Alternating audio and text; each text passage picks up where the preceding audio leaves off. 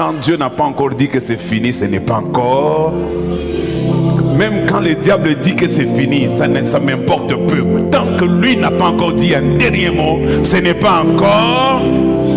Les hommes peuvent dire que c'est fini, mais si Dieu n'a pas encore dit que c'est fini, ce n'est pas encore.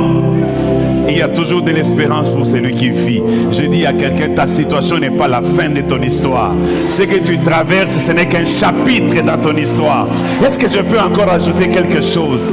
Je dis, dans la situation où tu es maintenant, c'est une étape de ta vie. Tous ceux qui sont devenus grands, ils ont des étapes dans leur vie. Toi aussi, celle-ci, c'est une étape qui t'amène vers quelque part.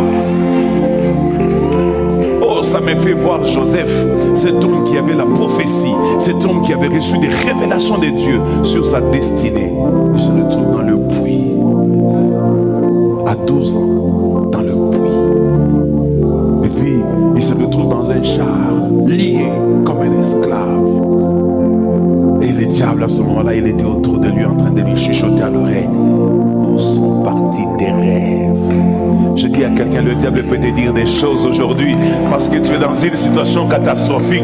Mais le diable, ce qu'il ne sait pas, c'est que Dieu va se saisir des situations que le diable te crée dans la vie afin de les transformer, afin de les changer. Le mal que vous m'avez fait, Dieu l'a changé en bien. Et j'aimerais que quelqu'un acclame le Seigneur, parce que le mal que les sorciers te font, Dieu les changera en bien.